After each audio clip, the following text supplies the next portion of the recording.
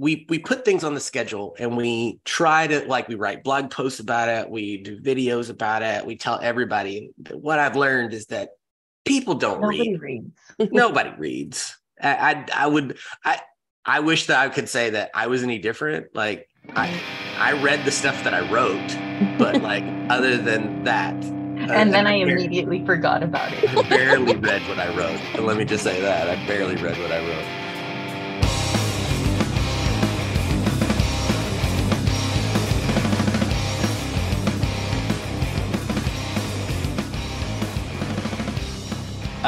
Let's just get going. This is the Agile Uprising podcast.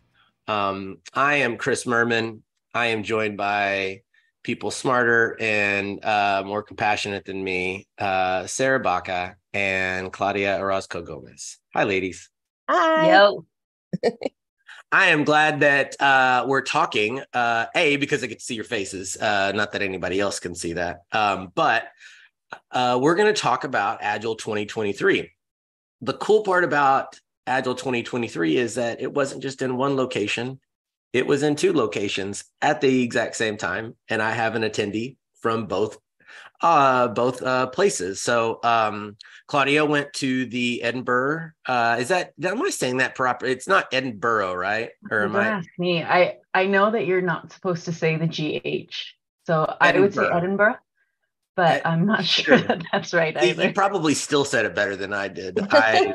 They don't teach us how to pronounce things in Texas. And Sarah was in Orlando with me. I would love to say that within the first 5 minutes of Sarah arriving that I saw her there and ran to her across the field and was like, ah, but it was like Wednesday. We're a little busy. There's so many people there that, and you, as much as compact as parts of the conference are, it is very spread out the rest of the time. And if you just don't happen to be walking through the same buffet line for lunch, like you just ain't going to see each other. I mean, is that fair? Yeah. Okay. So completely different in Edinburgh then, because I think there were about 200 people. Oh, nice. So it was like family. It felt like family. Like I had a table and I had a table with people that were my home base. It was really nice, actually, because I kind of had that new kid on the block feeling when you first get there and you're like, oh God, who do I know? Who do I know? Where is there a friendly face? So was this the first opportunity, Claudia, that you had to attend an Agile Alliance event? Had you been to any before? It was. No, I kept on telling people this was my first. I know you've done some smaller, like one-day things, right? But nothing associated with the Alliance. No. Oh no! I even got my membership for it. Wow, a discount. That's good. That's good. I'm sure the Alliance appreciates your membership. Well, I appreciate their discount. I will get a text when this posts. I will get a text from Teresa. If you didn't you better thank her for joining the Alliance. Yes, ma'am. Teresa, the director of the Agile Alliance, lives like 10 minutes from me. So she's like, I'll ride my bike to your house and kick your ass, Murman. Oh, that's yeah. funny. Which will be funny because next year it's, the conference is in our backyard. So there are a ton of benefits other than the conference for joining. I feel like we should say, like, I'm getting emails all the time for events that they're having. So it's worth it. Yeah, that's true. That's true. All right. That means you read them because we were promotional segment of the Agile Alliance as we have done our duty. Yep. I will say before we even get started, videos very soon are going to be posted. So the keynotes for the main conference are going to be free. You don't have to be a member to watch those, but there are videos from the conference. If you didn't get to go, that if you're a member, you can watch those. I guarantee you I'm going to be doing that because half of the stuff that I wanted to go to, I was otherwise occupied. So, So Sarah, how many Agile Alliance conferences have you been to in the past? I know you've been before. I've been going for 8 years. I had it come up like on one of my Google memory things. I was really surprised. It's been so long. So does that make Atlanta your first one? I think it was Orlando. Maybe I've got my timeline wrong. No, Atlanta was my very first one in 2016. And that's only because I had a lot of life events happen that year that have nothing to do with work. So that year is like burned into my memory. Is that was when I started speaking. That was when I started attending like big conferences. Yeah. So, but yeah, you're just as much of a pro, if not more of a pro than I am. So I guess let's start with this, Sarah. Give me like overall takes, impressions, like what stands out to you most kind of a week after the conference? So the conference is probably literally the highlight of my year. Like I love these people. They feel like my family, like my chosen family.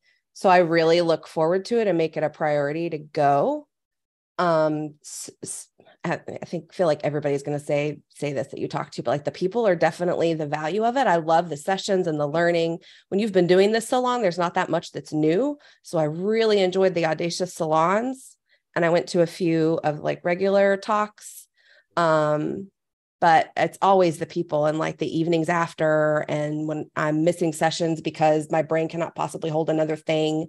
And then the conversations I have during that time, like it fills me up with light that then I feel like lasts for months, and it's like slow. I wish I could bottle it up and like take little sips throughout the, year. And I get frustrated and pissed that people aren't listening to me and they're not doing the right thing. And, all of that. And because it's just so fulfilling. I spent a week in Orlando and those people got it. Like, why can't you? Why can't I hang out with them all day? Yeah, totally. And the conversations are deeper, I think, because the time is so precious. Like there's not a bunch of small talk, at least not with the people I know. It's like, what's really going on in your life? Yeah, like, you posted about that. That really hit home for me too, where you've only got a few days. So you're just gonna make it worth the time. I kind of had that same feeling too. Like you have this immediate connection with people. Mm-hmm. We had I think it was Tuesday night, we hosted the program team hosted a social event for young professionals that were, under a certain age. Most of them were first timers at the conference, kind of a thing. So it was a chance to try to kind of give some time for, for lack of a better way to put it, the next generation of Agilists that are coming on, make them feel welcome, warm, kind of a thing. And a lot of them were like, hey, what do I need to know about this week? And a lot of the, if I could have like packaged just what you said, Sarah, and like, hey, like, this seems like you got a ton of time. You're going to look up and it's like Thursday afternoon and you're like, content's about to be over. And I'm saying goodbye to people tomorrow. And I didn't get a chance to sit down and do that. So like being able to go deep quickly, which my sister-in-law of all people taught me that, because I don't get to see my brother and his wife very often. And so when I see her, she sits down and she's like, let's go through your life right now. And I'm like, okay, all right, I'm gonna get comfy here.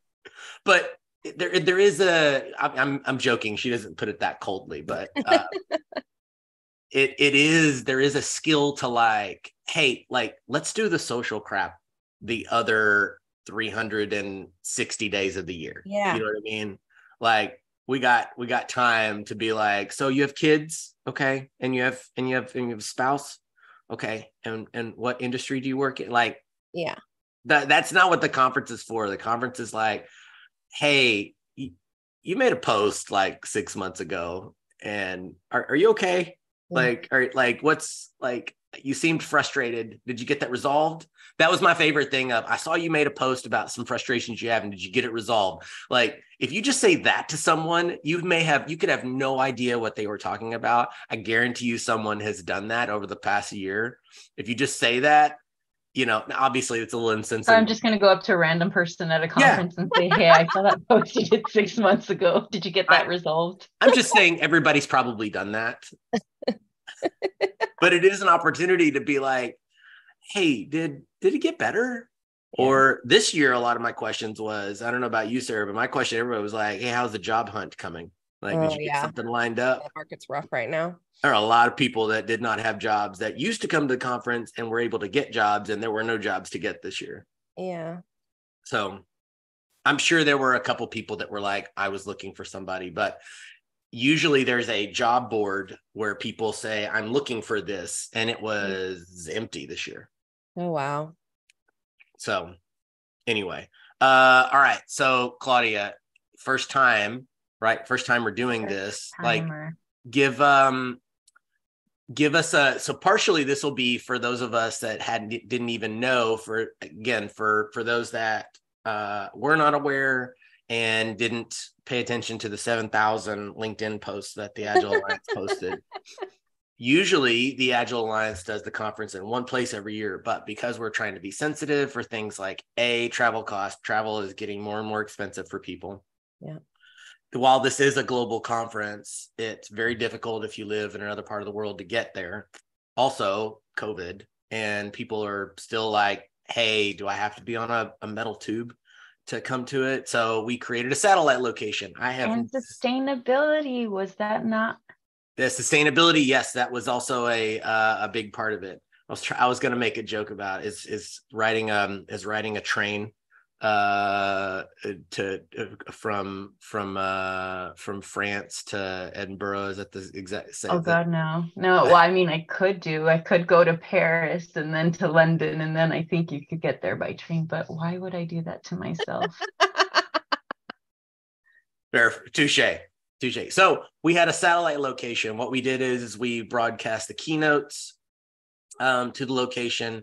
I didn't even do the broadcasts. I know there were broadcasts both ways.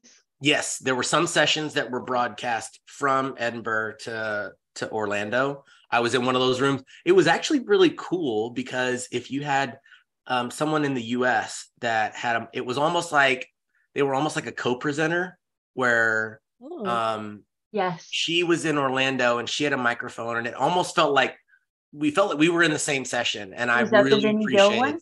I'm sorry? The Vinnie Gill? Yes, that was the one that that means we were in the same workshop. Well, talk workshop? I don't know. I don't know what I would call it. I also didn't, because I was mainly in that room to make sure that all the AV stuff for the two rooms was going smoothly. I didn't stay to the very end, but it was, I used something that she used in her session in my Audacious Salon session, which was the word cloud about what people think of when they think of Agile coaches. I totally took a picture of that and then stuck it in my deck to run later. Because I was like, hey, I don't know if y'all know this, but this happened in another session. Do y'all know this, what people say about coaches? Was it all horrible? It wasn't great. What was it? It was working with other Agile coaches or working with Agile coaches. Oh, the drama. Yeah. What do Agile coaches think of other Agile coaches? And it was like ego. That was like the biggest word cloud. But the funny thing is, I think afterwards she flipped it and she says, well, you've probably been that person to somebody else. Yeah. Oh, crap. Yep. I mean, they're not wrong. No, it was good. I think I don't even know how many people were in Orlando, but in Edinburgh, there were 200 people. It was just 2 days. So It was 2 days and too short and great. And it felt like everyone had a seat at the table. It was lovely. So how did the logistics, like, did the place that they held it like seem to like going in and out of rooms? It wasn't, y'all weren't too spread out. No, it was great. There weren't actually that many rooms. I want to say there were like 5 rooms. But the place itself was on the campus of the University of Edinburgh, and the hotels were about a 30-second walk away. Oh, nice. So it was this really this sense of community because everybody was literally there. So if you were at the conference, you were also staying in these hotels. And I don't know, I was walking to the conference the first day and I was like, oh, I don't know where I'm going. Hey, there's Lisa Atkins. She probably knows where she's going, seeing as how she's opening this thing up. Well, she didn't. So I followed her and we got lost together. It's a great person to get lost with. I love that Lisa was in Scotland with y'all. That's so cool. Yes. I wondered why I didn't see her this year. I guess that's why. So she did the keynote in Edinburgh, and I actually we were joking about this before we started recording, but I'm the nerd who takes notes, and I try not to, but I can't help myself. But I'm glad I did, because I do have like one of my quotes for the conference was Lisa Adkins in her keynote. It says, "These people are your well. This is where you come to when you need a drink." Oh. So then, of course, the whole room erupts in laughter because we're in Scotland and everybody's talking about whiskey. But that's what it felt like. It felt like, okay, I am where I need to be. I am with my fellow community members. It really did have that feeling, like small enough to be community. Yeah. I don't know if you had that feeling in Orlando. I have no idea how many people were there. Well, so I don't know. I'll give my answer, Sarah. I'd love to hear your opinion as well. It like the big Agile, and again, like I'm married to a reformed meeting planner. Like my wife used to run conferences of like 20,000 people, like Wow. you know, like real conferences, like tens not these fake ones. Tens at that. Well, I'm just saying, like, we're like, oh my gosh, this is the biggest Agile conference in the world. Like, we're small potatoes to event planners. Like, we're still like, this is not even the Agile at its height, like, was 2,500 people max. You know what I mean? Like, this thinking that there was like a Microsoft conference or a AWS or one of those that's tens of thousands all over the world. Yeah. Okay, so what are we talking about for Orlando number wise? Like how many people there were in attendance? Over 1,300. The exact number fails me, but there were over 1,300 registrants. So, which is about the same, if not a little more than last year. So the attendance had kind of started slipping pre-COVID, and we discussed this last year, but coming out of COVID, nobody really knew what to expect. So like the program was significantly slimmed down. And now it's more about like, hey, if this number of people is what we're going to be expecting for years to come, how do we make this, it's not a big money raiser for the Agile Alliance. That's another thing, is that people are like, oh, well, that's the only thing that the Agile Alliance uses to make money. It's not that way anymore. So the margins on the conference are razor thin. Mostly because we're, hosting an event space with that many people. There's not that many in the country. Also, we have to have an international airport. So cities like, it's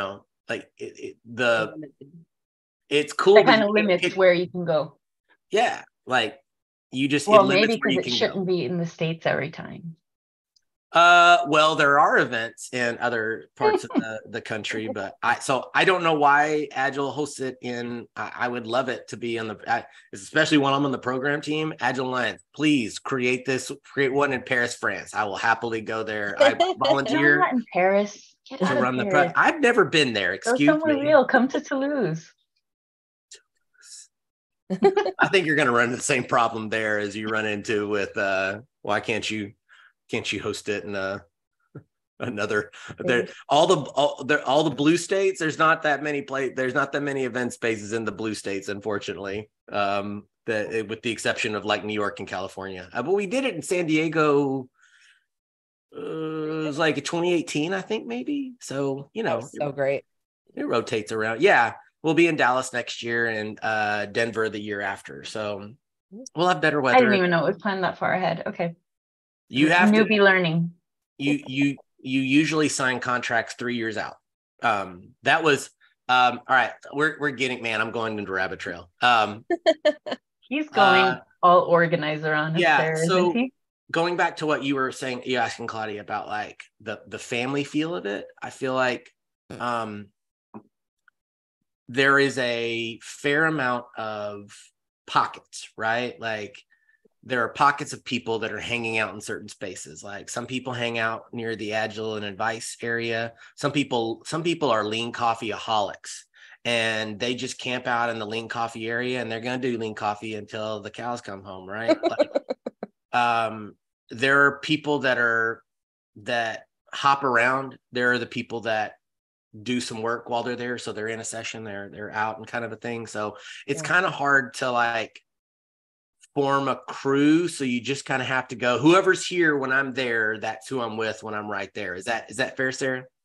Yeah, I had people that I've known throughout the years that I got to hang out with that felt like I had the little family inside of the bigger crew. And then a lot of them brought new people, especially like Cheryl Hammond, because she had a track where she brought in a bunch of new people from the Agile and Color group, I think. And so I got introduced to a lot of new people that way. It was really a fabulous mix for me of folks that I've known and loved for years and am connected with on LinkedIn or Facebook, and then meeting some new folks too. Yeah, my buddy CP is part of the crew that's running there. They got to be at Agile and Color crew kind of in conjunction with Women in Agile, got to help put on the event on Sunday, which Claudia, there's for the last nearly a decade, there's been the Sunday before Agile starts, there's a Women in Agile event. I think this is the first year that we've made it a Women in Agile and Color event, which is great because their goals are pretty similar, which is like, hey, can we have a seat at the table? Is that cool?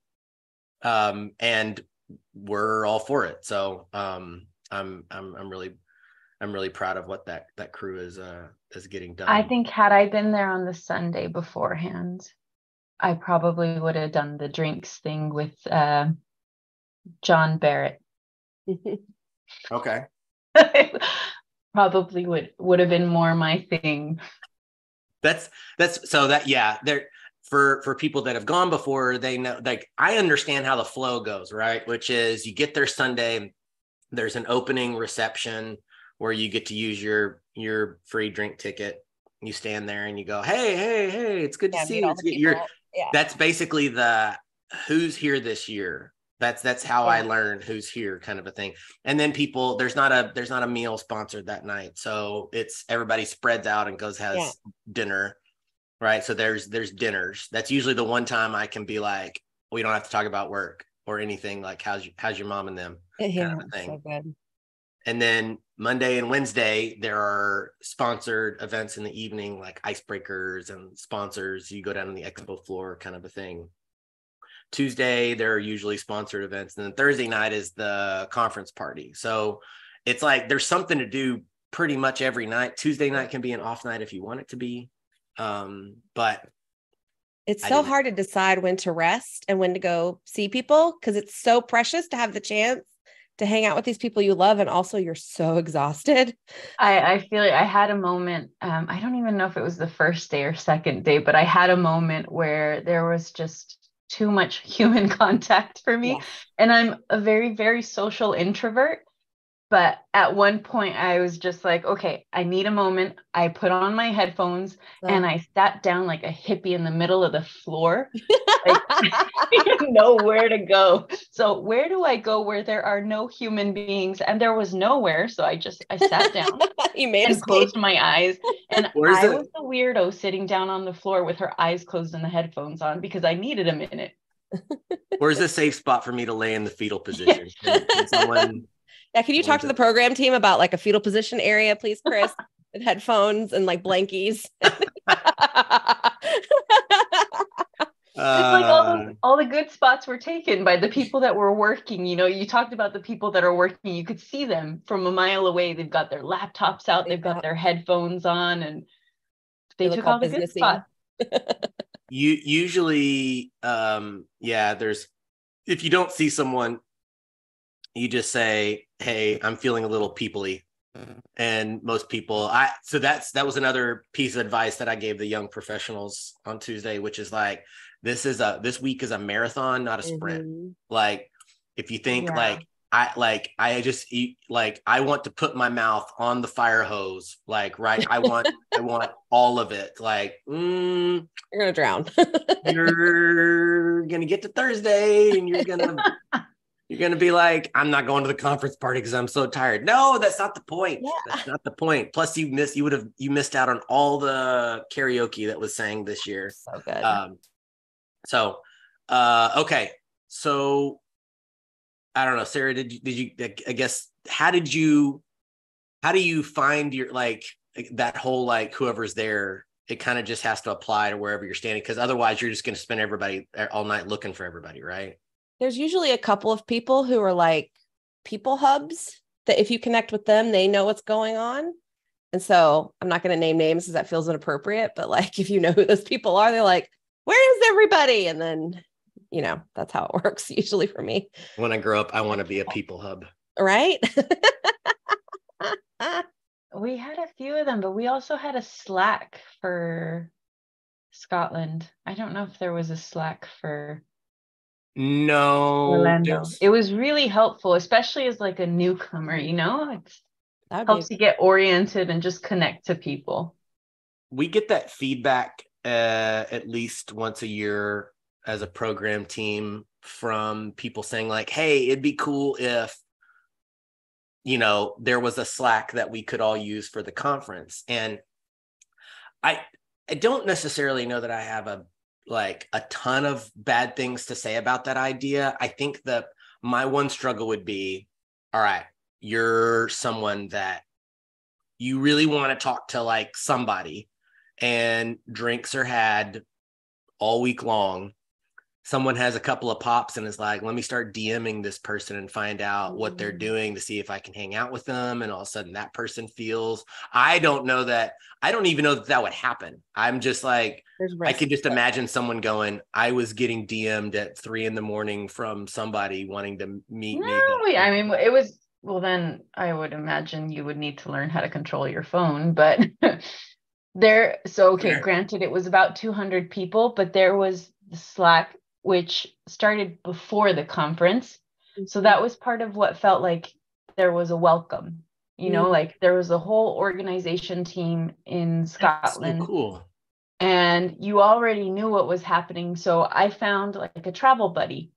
I arrived at the airport and I had somebody to get from the airport to the hotel. And because I had connected to somebody else, they're like, hey, we're meeting up here to go have drinks on Sunday night. So great. I took my travel buddy and said, hey, do you want to go meet with these people to have drinks? Okay, don't know any of them. Let's go. That's awesome. But that's kind of what we used it for, you know, like there were the different channels. And I used to use Twitter like that, and that's how I'd connect with people when I was first started going to the conferences. Yeah. But now I'm kind of afraid of Twitter with all the changes. So it's called X. Can you please get it right now? God, no. Yeah. So usually I would like live tweet to try and promote my friend's stuff and take pictures and promote the conference. And this time I didn't have time to do a lot, but what I did on LinkedIn. Yep. LinkedIn's become Twitter during the conference. So I don't know that LinkedIn intended to do that, but that's what it's being used for now. I will say you Europeans are far more progressive and not as repressed as us Americans. So maybe that's why y'all were decent to each other. Yeah, that's a good point. We don't know how to be decent to each other in this country. I don't know if you're already looking at the risk. If we open a Slack, what could happen?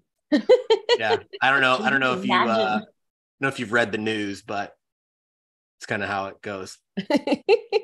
No, it was really, really good. I don't know, but I'm curious about you both because we have a speaker and Murman, did you speak? Yeah, he did, like an audacious salon, I think. Okay, so speaking and organizing. I have my experience as a participant, but I'm sure it's completely different as a speaker, at least for a good portion of the time. So how was it for you both this year on both ends, speaker and organizer versus just a plain old participant? This year I had a 3-hour workshop with one of my best friends on Tuesday. And then I also facilitated a panel on Thursday. So usually I just have to get to my session and behave, and then I can kind of relax afterwards. But I made the mistake of making 2 commitments this year. So I had to like behave the whole time, which I was probably good, but I didn't enjoy in the moment. Like I couldn't stay out too late because I had responsibilities. You know, I had to be a grown up. And I'm not a person who can function on like 2 or 3 hours of sleep. I'm a mess. So yeah, that's my biggest fear of the conference every year is I'm going to wake up the morning of my session and my voice will be gone. Not because I was either the biggest thing. I've spoken on Fridays before in previous years when we used to do the ad. So Friday we used to be for like all the leftover sessions, like, so you want to get involved with the Alliance, or so you want to speak at a conference, or, and I've done those types of talks before. We didn't do that this year. We tried to end with big names this year to try and get people to stay is what I made up, which I thought was a brilliant strategy. That was our idea. I think that we were largely successful. Esther brought it strong. Jeff Patton was, I will take credit for Jeff coming because I bugged his assistant for enough a long enough period of a time. Said, no, he can come. Trust me, he can. No, he can make Jeff it work. Can come. I promise you, Jeff can come. I promise you, he can come. So, she was amazing, Jeff. Well, thank you for your service, Chris. Listen. Organizing a conference is a big deal. I didn't have to wrangle Todd Little and Alistair Coburn. It was first they were both going to come, and then one of them was going to come, and then neither was going to come. And then all of a sudden Alistair came again. And somehow, and then Mike Cohn came, which Mike Cohn has not spoken at an Agile Alliance event in more than a few fortnights. It's been a bit, and we put him in what we thought was the biggest room we thought we had at the time, and it was not big enough. And there was a huge kerfuffle over people upset they couldn't see their hero. Upset they couldn't, so we had to swap rooms. And what a nightmare. Yeah. Does that mean you had to behave then because you had all this organization stuff going on? You were on your best behavior? Let me just say this. Everybody should behave at the conference. Because we have a code of conduct, which I know you weren't going this route. Should we clarify what I meant by behave? Yeah, really good. No. I think, Sarah, I had your behave in mind. you Staying were up too late with friends is what I meant. Yes, you were meaning it very innocently, and yes. But when I think of behaving, I'm like, listen, this is a professional event. Absolutely. Absolutely. Yep, we're in shorts and t-shirts and having fun, and maybe going to the water park because the hotel had an outdoor water park as well, Claudia. The not so lazy river. Yeah, we were not about to do that. Apparently the lazy river was more like roaring rapids. Yeah. It was moving with some pace. So it was cold in Scotland. We were not about to do a water park. I think people went for hikes. I'm jealous. I would have loved that. Hades. I went from 90-degree weather to, I don't know, was it 60s? Oh wow. 50s to 60s. It's a big jump. In Dallas last night, we have a Major League Soccer team that they were hosting a team from Miami that Lionel Messi plays for now. And so ever since Messi has come to the States to play in our lowly little piddly soccer league, he's generating giant crowd, and this is his first road game, right? So he's only played in Miami until for the first 2 weeks or whatever. So he was on the road. This is his first road game. He's in Dallas. Tickets were going for thousands of dollars online. But they moved the start time of the match back an hour and even then when the match started, it was 102 degrees and it was at 8:30 at night.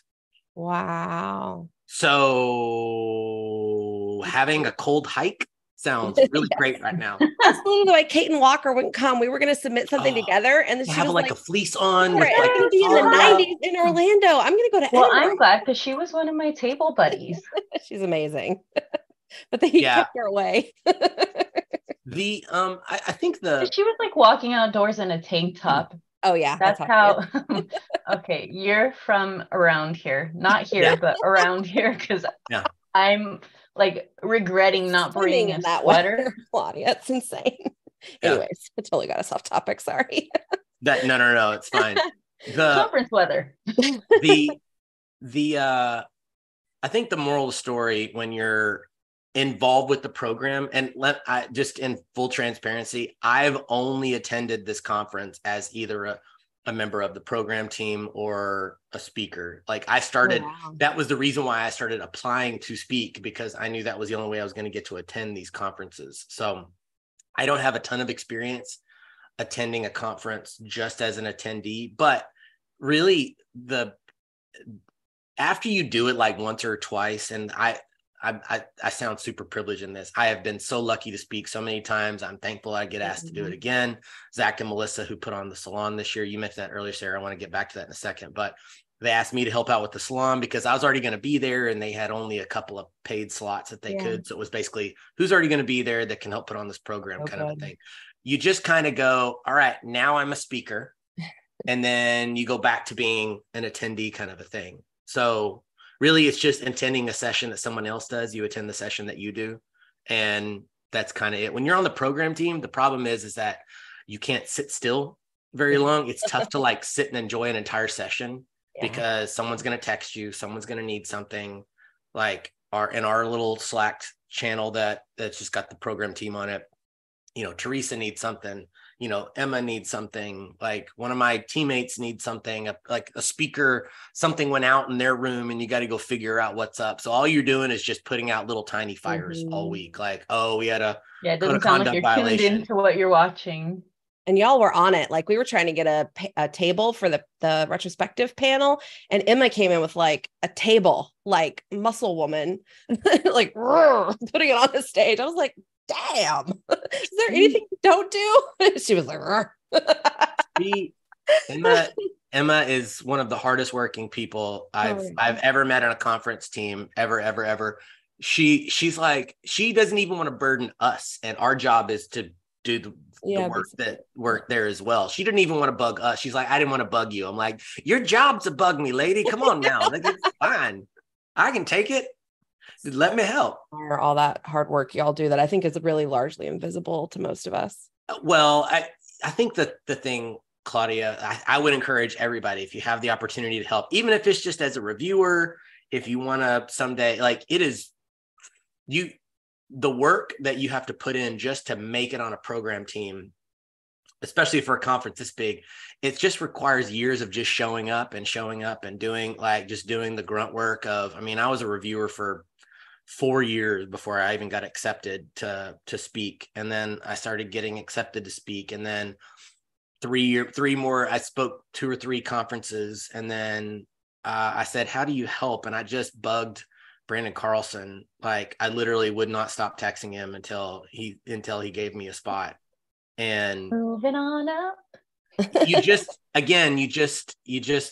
it's not fun, sexy work. Like, yeah, I get to go to the conference for free, but it is not it's not like I leave going, oh, I'm refreshed, socially and emotionally, right? I am mentally, I am refreshed, right? I felt fed by my community, people being amazing and awesome. So it was, I don't know, enjoyment's different when you wear different hats at the conference. Yes. Is that fair, Sarah? Yeah, I think that's perfect. And before my session, I'm always a nervous ball of nerves. So I have to deal with that too. Maybe once you've been doing it as long as you have, you don't get nervous, Chris, but I certainly do. So it's funny you say that.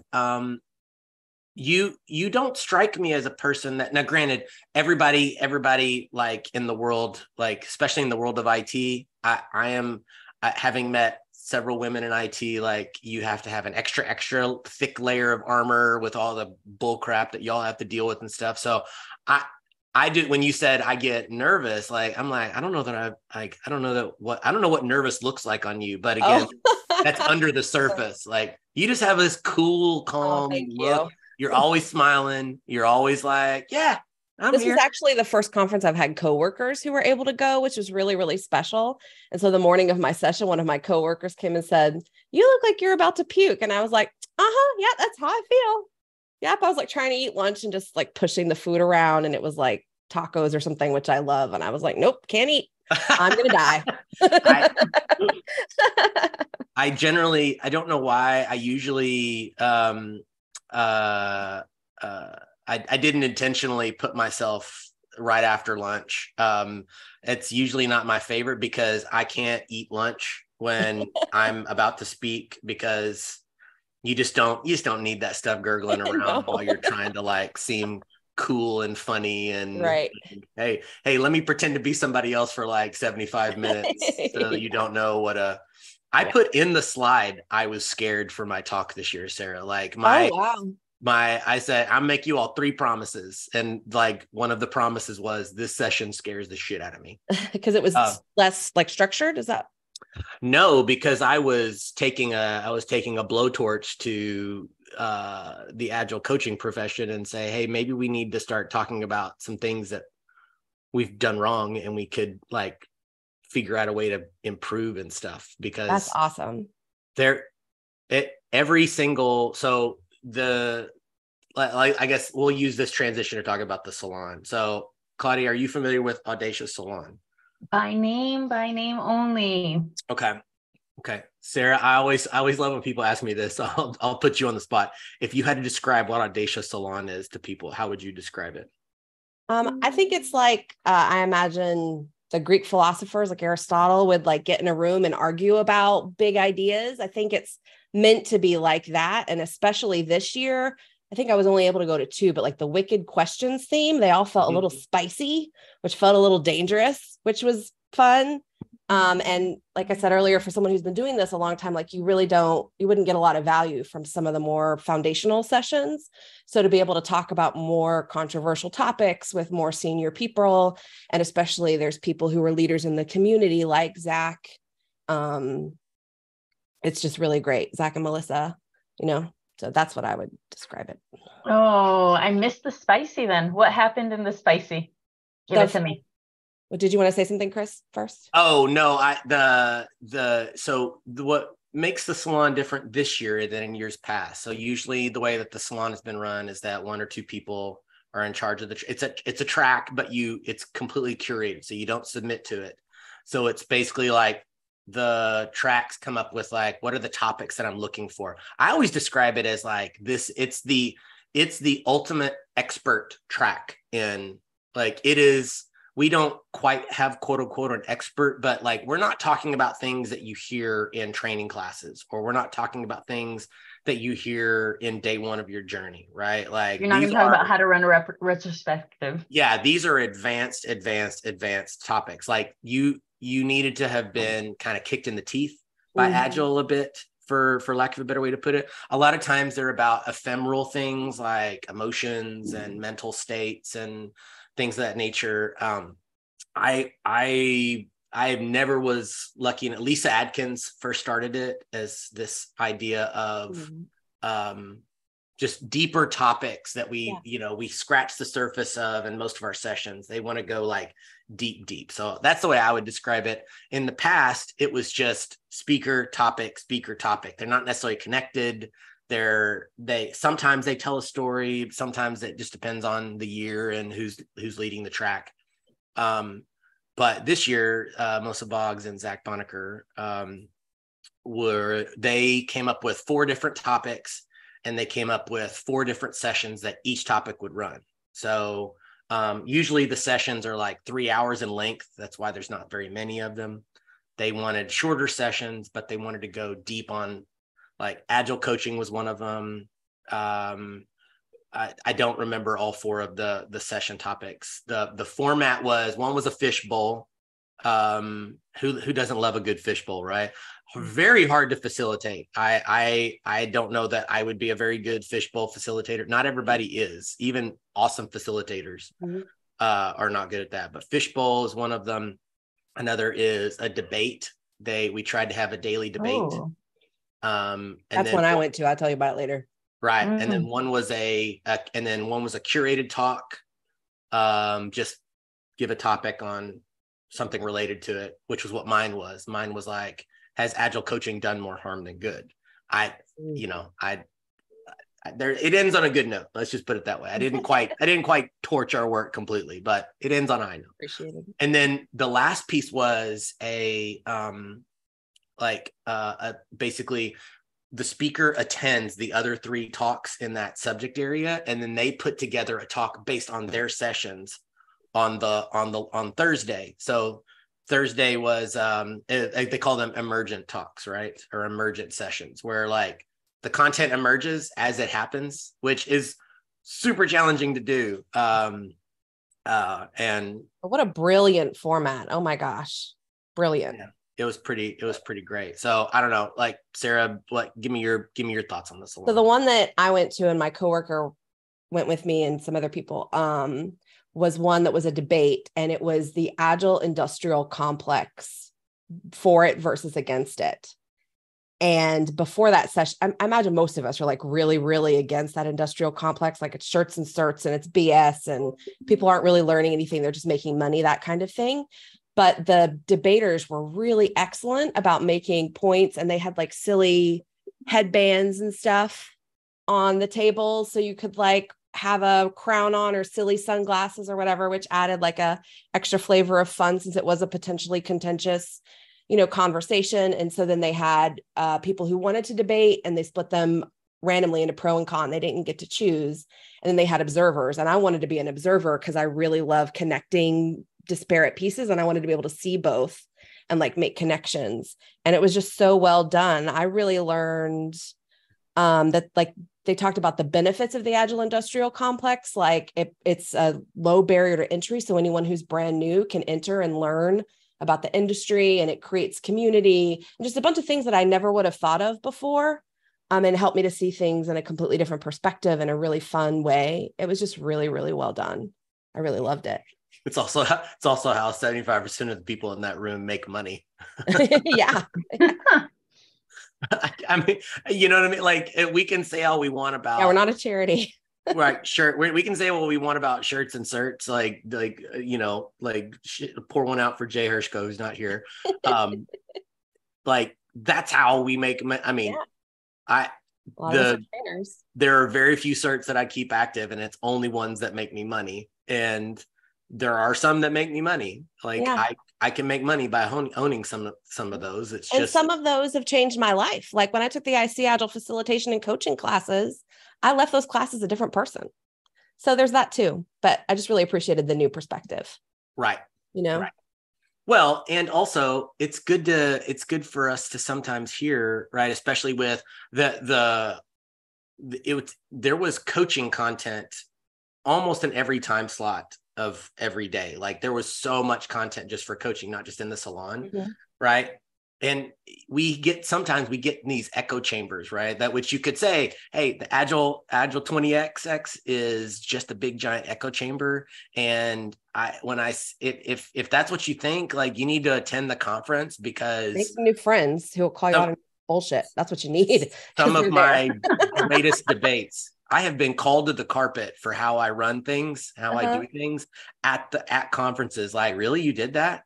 Like, okay, why don't you just go get your PMI your PMP if that's what you're gonna do. You know what I mean? Like, it's those types of things that you get to hear people tell you. But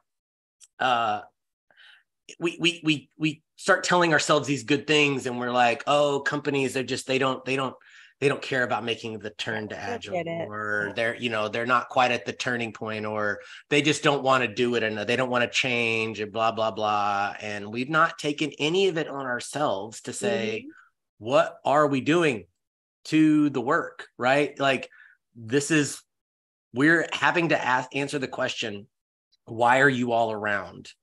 So to speak to that, I was wondering if in Orlando you had any technical tracks, because one of the things that surprised me was there was one technical topic for Edinburgh, and even that, it wasn't that technical, it was accessible.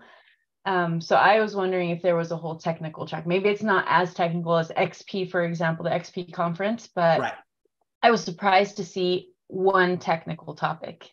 Yeah, so we did have a track so the technology track was called Technology for All. Right. And it was worded that way on purpose because my just to let people know there would be deodorant in the room. Sure. Nice, Claudia. I don't even have a response. I'm like, okay. You win that Go round. ahead with the stereotype, Claudia. Hey, Hey, the notion that like there are not a lot of technical leaders that come to the conference anymore. Unfortunately, like you said, they're going to XP, they're going to reInvent, they're going to like TechWell. They have a TechWell as a conference in Vegas and Orlando every year. That those are far more technical, right? You'll see developers go to those.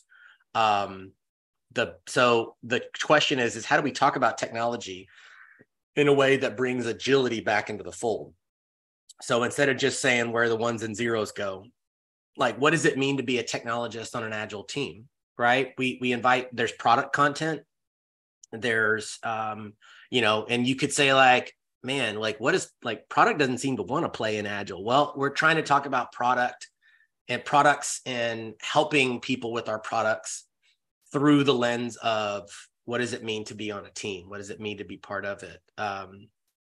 Yeah, I gathered that. Like it felt like there was an effort to have product content. There was a lot of ways of working content or coaching content.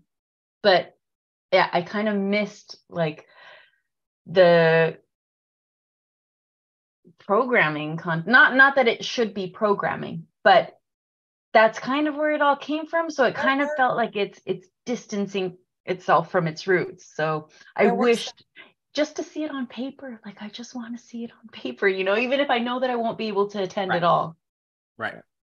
There were some rumors I heard from some previous coworkers about doing another technical agile conference that I guess there used to be that no longer exists. So maybe there were others who had that same yearning, Claudia.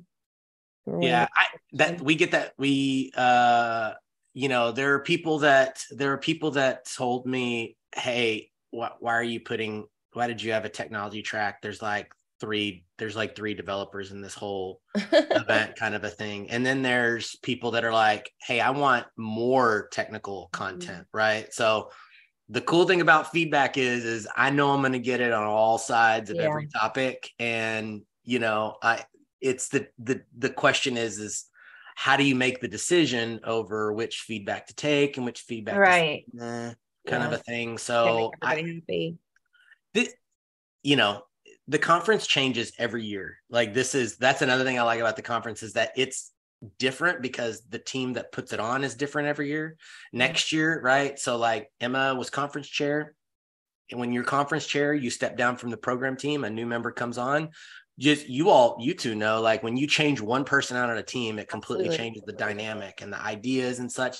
Dana's going to be the conference chair this next year in Dallas, and her ideas are going to be different than Emma's, and the team will run differently. And so I think the question is, I don't know that we're going to get less than what we had this year. The idea is like, how much will people pay to attend to see kind of a thing? And that's a tough question to answer as well, because you're asking to tell the future. You know what I mean? Like, imagine trying to put what would you change then? What would you each change for next year or do differently? I don't know, or add, whatever. I would love it if it'd be great if I knew what people wanted to hear when they signed up to come. You know what I mean? Like there are a few facts that are indisputable that every year, more than half of the attendees at the US Agile 20XX concert. It does feel like a concert sometimes. Agile rock and roll, people. Sure.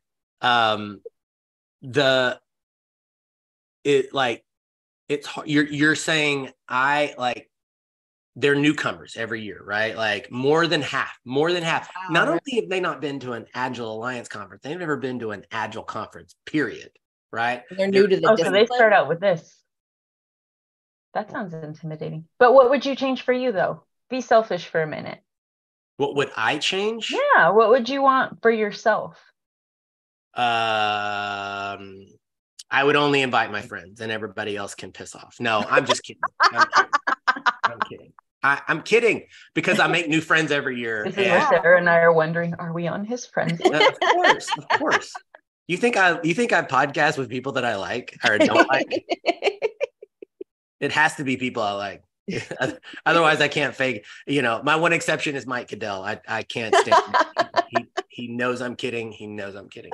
I don't know. It's I think that my one thing that I would change is that how do I get people to read or listen to what we want them to know going into the conference? Like if I could be like, listen, I have read all of this. I have read all this shit. I understand that the open space is a full day event on Thursday. Like the number of people we tried to spend so much time going open spaces Thursday. And people are like, y'all holding an open space? Like, MFR, it's everywhere. It's literally everywhere. Where can I put it where you'll read it? But that I'm asking humans to not be human, like, and change their physiology. So I don't know. So, like, Sarah, what's a tweak that you would make that you would choose to do? This year there were long workshops competing with short workshops. And I really think that last year, like all the long workshops were on Wednesday. And so you were choosing between a 3-hour and a 3-hour. And I think it was really hard for people to compare to 1 hour and 15 minutes. So it feels like you're going to get twice as much stuff with a 3-hour workshop. And that made it really difficult for me to choose. Like, did I want deep learning where it might not be as good? And then there's always so much FOMO because there's always 4 things you want to do at once, And because of that, a break is always built into the 3-hour sessions because asking people to sit still for 180 minutes is tough. So there's always, which means at break, you're going to lose people and they won't come back kind of a thing. I'm where I agree with you, Sarah, is that I always struggle with 3 hours of content, like period.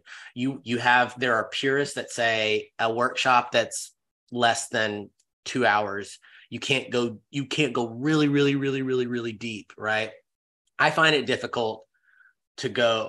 My brain gets like filled with the depth, like really quickly. And maybe that's just me being ADD. So much depends on who the facilitator presenter person is too. Like I went to Ahmed Sidki's product strategy session that was 3 hours and there was so much interactive worksheet type stuff that I didn't feel like my brain was too full at all because it was just so interactive. Yeah. I feel like 3 hours. I appreciate the break, but I think everybody's just different that way. And that's why, having a variety of, like, some people really did not like the 30-minute set. It used to be, there was a lot of 30-minute content back when they used to do experience reports. Claudia, they used to do this thing where how I got to start speaking at the conference was they used to have a track called experience reports, where you would write a white paper about your experience doing something. And then you would present the paper to the community in a 30-minute session. That was how I got accepted. What I didn't know is that people don't like writing, especially an 8-page paper. And so if you're willing to write an 8-page paper, you can pretty much speak. All right, you're in. Any year that you paid the price, you're in. Any year you want to. No, I mean, my first 2 years, that's what and then I learned it. And then I was like, oh, this is my hack to get in every year. Nobody wants to do this shit. And that track is no longer there. Frankly, I don't know anybody that's ever read one of my papers and said, wow, I really utilize that. Thank you so much and stuff. I will say I've found them like retroactively when looking up stuff. I know that I've looked for things and then found papers that were experience reports that are on Agile Alliance's website. I wonder how terrible my papers are if I were to go back and look at them. Is that how you want to spend some time in your life? Do you like your past papers? Claudia, do you ever go back and read things that you wrote I did, like more than 5 years ago? I did, because I wrote there was a small consulting company that I worked in, and we had to write white papers that nobody ever wrote, and I decided to keep mine. So I have a UX white paper that I did on how it was using the scientific method. And I thought, I wasn't that dumb. What an uplifting experience to read something you wrote and say, wow, I'm not dumb. I was at a session at one of the Agile conferences 3 or 4 years ago, and Trisha Broderick said something like, if you don't look back on something you did years ago and you're not embarrassed by it, then you're not growing enough. And I always felt so much shame for looking back and being like, oh my God, I can't believe I said that or did that. And that made it like, oh, it's okay that I sucked. I'm growing. That's fine. I'm growing. Yeah, that's great. I had so my blog that I started it on New Year's Eve, New Year's Day, 10 a little more than 10 years ago. Mm-hmm. So this past like end of the year, beginning of the year, I kind of like, I got an email from WordPress. It's like, hey, your blog's been going for a decade. And I'm like, holy shit. Okay. And I just thought, what did I write? Like, when did I, like, what were the shifts and changes and stuff? And I just was reading things and I'm like, whoa, what was I like? What happened that day? Like that I needed to write that day. That I think that's what, for the most part, what I write. There was one time where I read Lean Startup, and I quickly realized that the concept of an MVP was never going to sink in with people in any way, shape, or form. And there's no point in it. And I basically took an axe to like Eric Ries's like hard work that he has made millions of dollars over. And I'm very like excited that he did what he could to try to help the startup community, like think about their products in a way that made sense. It just, but I was just like, this is stupid. This is dumb. This is never going to work. And like, I remember the feedback I got was like, did a bot write this? Like, did a Russian bot like just decide, hey, we hate Eric Ries? Like even Eric Ries on Twitter was like, what is this? Back when you could get like real authors to like talk to you on Twitter back in those days, Oh, so stupid. Like, why did I do that? That kind of goes with what I was hoping there would be for another year's. So the talk that both of us attended, Chris, I thought there was going to be like an Agile confessions at the end, like I did this. So I think it'd be great to have, I don't know what format it would take, but some sort of wall, like, oh, remember when you made the people do the 3 questions in that order and you got really annoyed because they didn't answer the 3 questions. Yeah. Scrum Master confessional. Yeah, that'd be a good episode. Or just like Agilist confessions, be great. And then you go up and you read other people's and you're like, yeah, done that one. Well, no, got pretty close. That was the whole point of, I can't remember, was it end of last year, beginning of this year? That was when Jay Hershko and I did Murman After Dark, was basically was when I decided like some of the stuff that I've done have not been good. And I finally started. Imagine that times 1,300. I started saying it out loud. Oh, no. Like I put it on the internet. That can be found forever, Claudia. Do you want to hear Murman talk about all the dumb stuff he's done? Like, here's an hour of it. Ready, go. So you're going to do, what are the dumb things you did at a conference? The dumb things I did at a conference. Oh my gosh. I'm afraid I'm under NDA this year. I can't speak. No, I honestly, when you're meeting people and you don't know them, it's like we think we're all Agilists. I don't know, Sarah, tell me, like, check me if I'm off on this, but I think that the one mistake I think people make is that we're all Agilists. We all are trying to be better at what we do. We're all at the same conference. Sometimes we take that to mean we all agree on things and we all have the same viewpoint on things. And it doesn't even have to be about big A or little a Agile or frameworks or anything. Sometimes it could just be as a person, right? Like, I think your worldviews are similar. Yeah, in Nashville last year, there were anti-vaxxers that were there, right? Like, I don't agree with that. I think a less mature me wouldn't have handled it the way that I did. Last year was basically just like, I just was like, okay, well, y'all paid to come, so cool. I just don't bother me and I'll be fine, right? But in years past, I might have been a little more confrontational about that. And I think another mistake people make is you're we're away from everybody that we normally spend time with, around people that we don't spend time with. And sometimes people take familiarity a little too far, and they think someone's talking to you for a different reason. And so I think that as long as you keep those two things in check, of like, we don't agree on everything, and this is a professional like conference, so treat it as such. Like, as long as you do that, you shouldn't have anything to regret. And I don't know that I have regrets. It's just more like, oh, I wish I could have gone to that session versus that session. Right. And making people feel safe. Right. If I can say, hey, I'm glad you're here, I'm here to support you. Like, we're peers and equals, and doesn't matter what we do for a living or how much money we make. We're just community trying to be better. I don't know. Is that fair, Sarah? Yeah, I totally agree with that. Okay. So Claudia, you've been, I halfway through the last question, I'm like, I loved how Claudia turned into the interviewer for me and Sarah on this. So I guess, Claudia, tell me, you're like, having never done one of these suckers before, like, was the satellite location something that you felt like is worth investing in again? Oh, completely. Okay. But I think it's also because, I would have loved to go to, I keep on calling it the big kid conference, because it feels like, okay, this is the big conference. But it's just really pricey. So if I can imagine, it's pricey if you're within the States. If you don't live in the States, that just adds that much more onto it.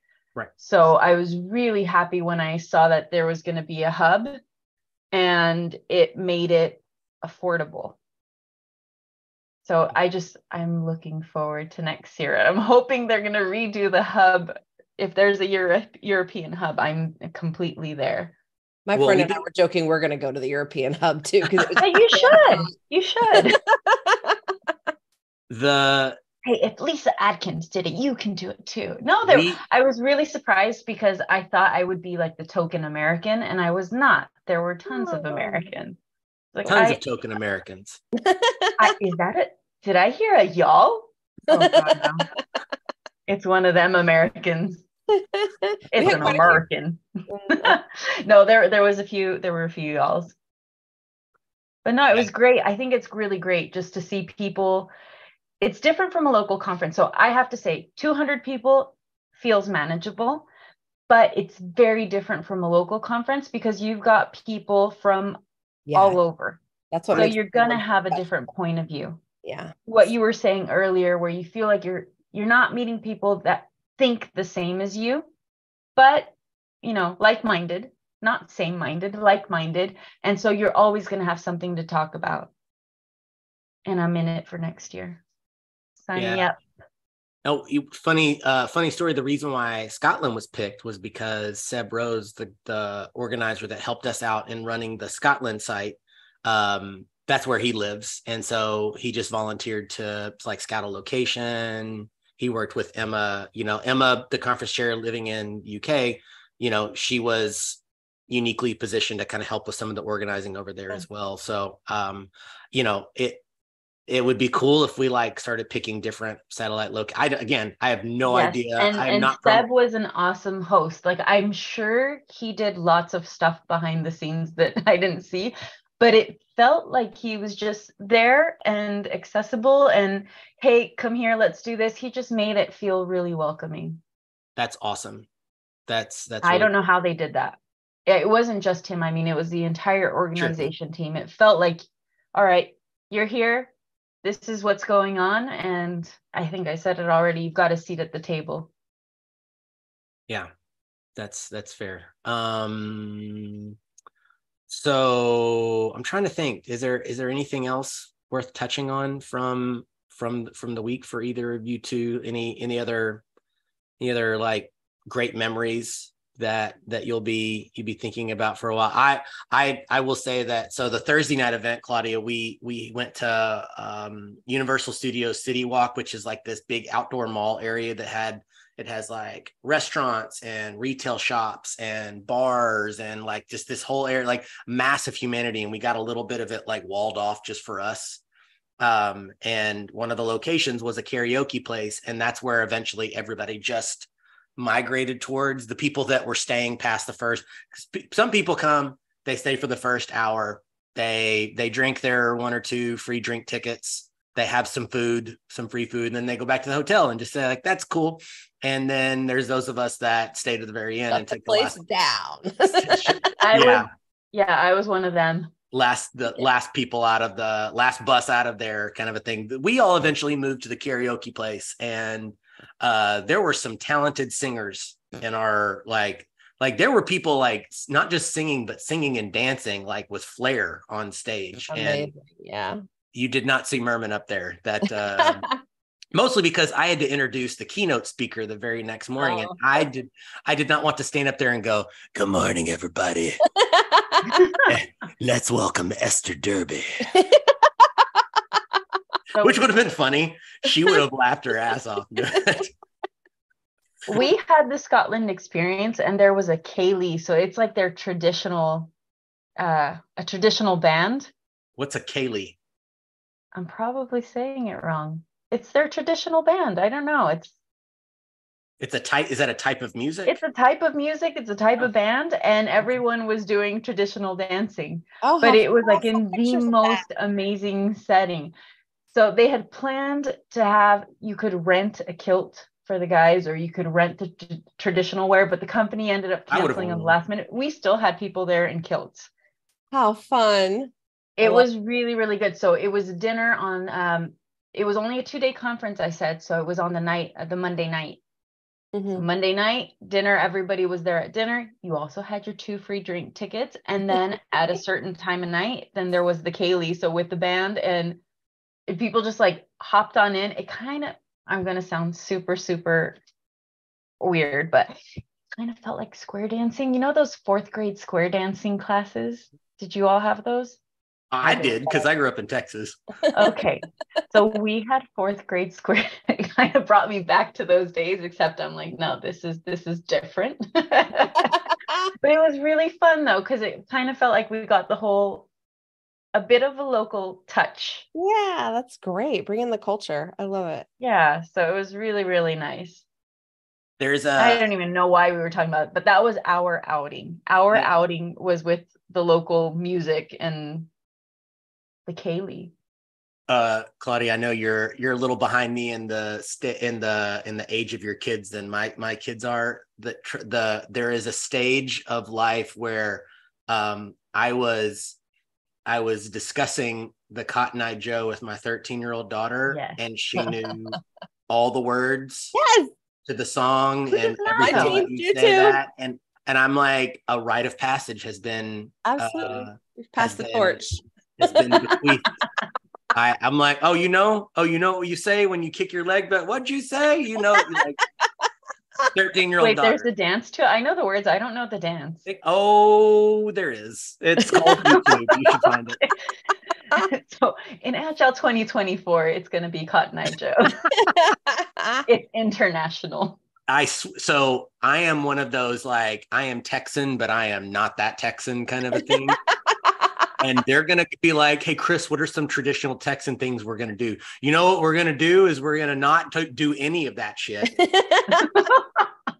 We need to have the event at we can have the Thursday night event at the Star where the Cowboys practice facility is, and that's it. That's all. That's the only Texan thing. You can't do Texas without doing line. What are we gonna do? Rent trucks and go mudding? Like, no. In Nashville last year, they had like a bar where they did dancing, line dancing. Yeah, and everybody was like, Murman, you know all those, right? And I just sat my happy ass down and nope, I'm good. I'm good. Fun. Y'all go have fun. Or the previous Orlando conference that we held there, they had a Claudia, you know the mechanical bulls that they've got? No. Well, they had one, but it was to people? No, they had a mechanical gator.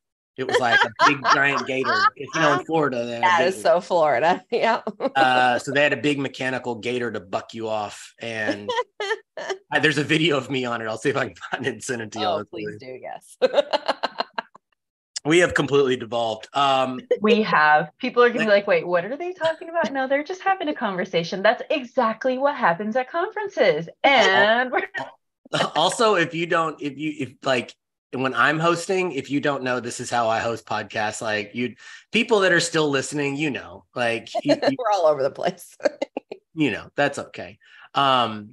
Sarah, how can people, if they're like, I liked what you said about this, I would like to discuss this with you more, how would they find you? LinkedIn's probably the best place. Okay. BACA. Yes, thank you. Claudia, what about you? I am anti-social media. No, I am anti-social but you can find me on LinkedIn, Claudia OG, or I think that's also on Discord. Right. Discourse, something, one of the two.